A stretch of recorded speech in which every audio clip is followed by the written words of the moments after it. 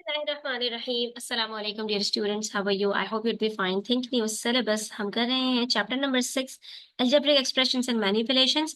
हमने कर लिए हैं earlier questions इसके exercise 6b के. Now we are heading towards question number 8 which is the intermediate level of question number 1 till 4 which in which we discussed about the distributive law of multiplication. अब क्या है आपके पास 2 to 3 brackets होंगे उसको आपने solve करना होगा. तो यहाँ पर आपके पास जो rules apply होने वाले हैं तो देख लीजिए. इंटीजर्स के रूल्स फॉलो होंगे, ठीक है.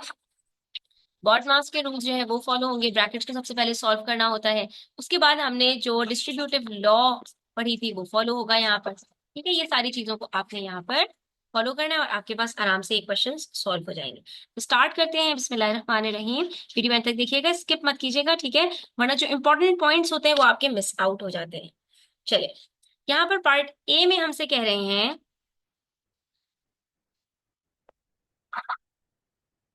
4u minus 3 bracket 2u minus 5v.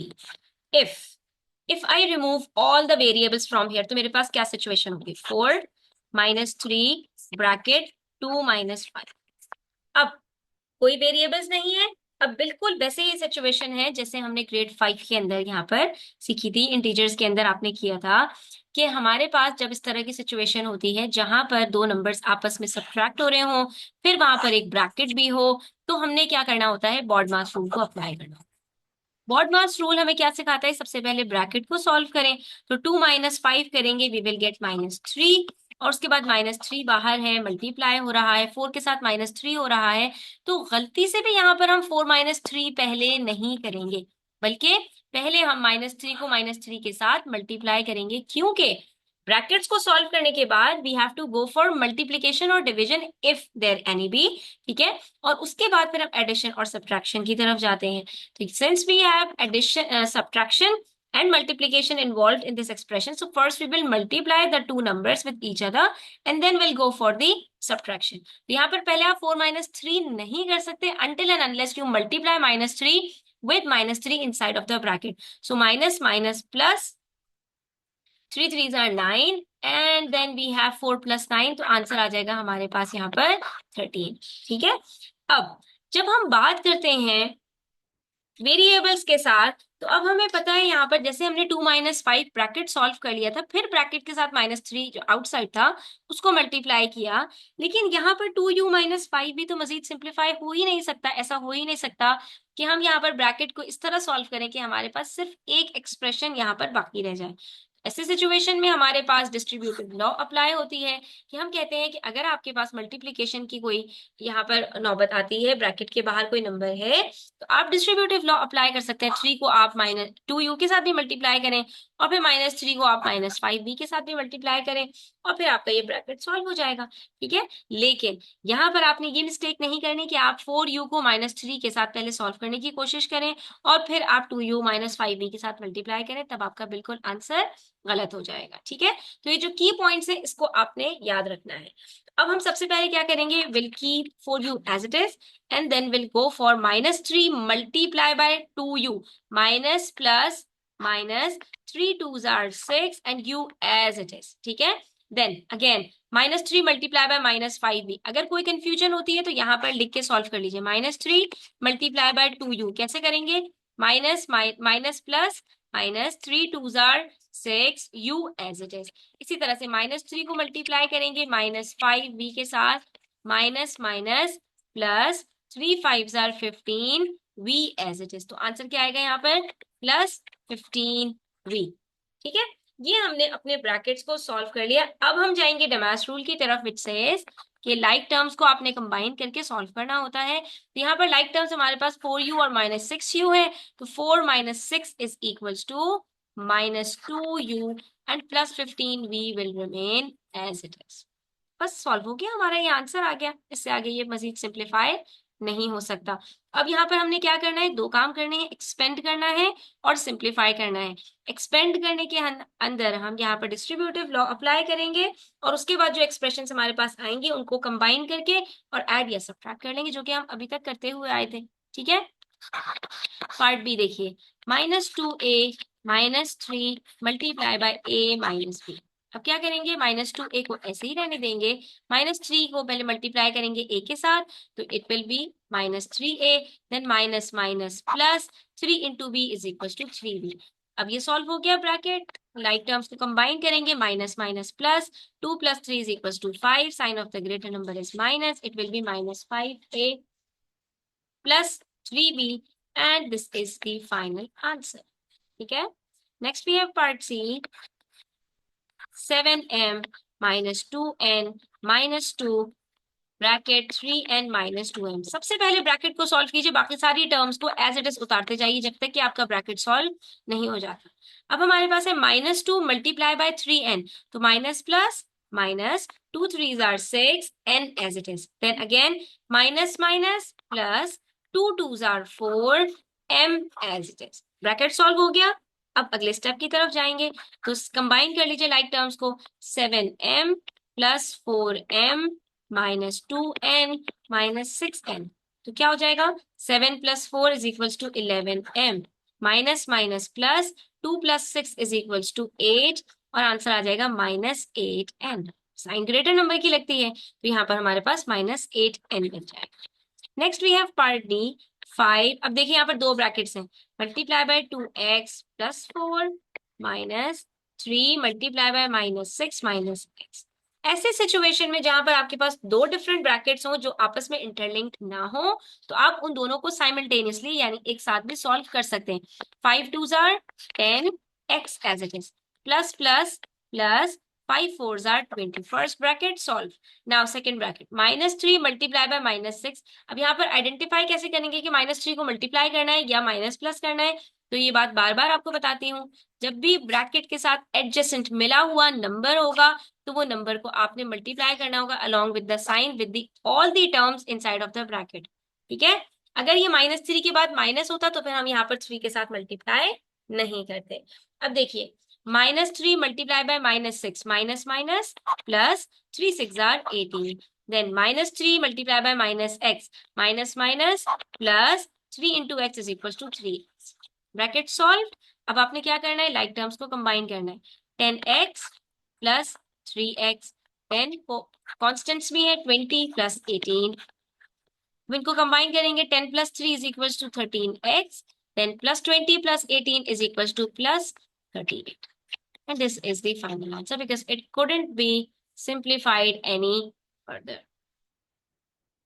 ठीक है, next we have part E, -4 multiplied by a -3b। अब दो दो ब्रैकेट्स एक साथ आ रहे हैं, आपने बिल्कुल दोनों ब्रैकेट्स को अलग अलग सॉल्व करते जाना है, कोई मसला नहीं है।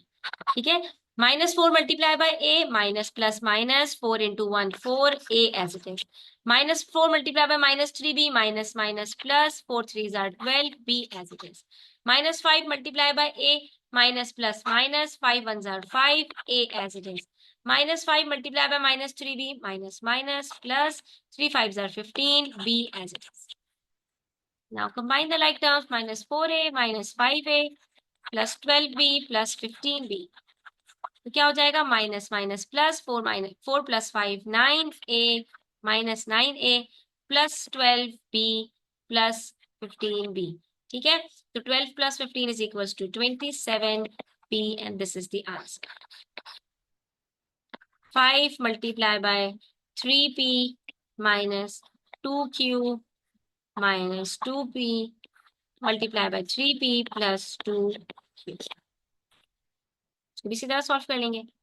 तो 5 3s are 15, p as it is, 5 into -2q, -2 multiplied by 5 is equals to -10q as it is, -2 multiplied by 3p -6p, -2 multiplied by 2q -4q, 2 2s are 4 होता है तो -4q आंसर आ गया। कंबाइन कर लें लाइक टर्म्स को, 15p -6p -10q -4q। ठीक है, 15 - 6 is equals to 9p, sorry, it was 6p, I wrote it cube, so 15 - 6 is equals to 9p, then -10 - 4 is equals to -14, this is the answer। ठीक है, next we have part G, x + y -2 bracket 3x -4y +3। सबसे पहले क्या करना होता है, brackets को solve करना होता है, तो हम भी सबसे पहले ब्रैकेट्स को सॉल्व करेंगे। ठीक है, x प्लस वाई को ऐसे ही रहने दीजिए। -2 मल्टीप्लाई हो रहा है 3x के साथ भी, -4y के साथ भी और +3 के साथ भी। -2 इंटू 3x, तो माइनस प्लस -6x, फिर minus minus plus 2 4 jar 8y, फिर माइनस प्लस माइनस 2 3 जार 6। अब लाइक टर्म्स को कंबाइन कर लें, x -6x plus y plus 8y -6। ठीक है, तो x -6 यानी 1 -6 is equals to -5x plus y plus 8y means 1 plus 8 is equals to 9y -6। ये हमारे पास यहाँ पर सॉल्व हो गया। ठीक है, इसी तरह से हमने पार्ट h i j इनको भी सॉल्व कर लेना है।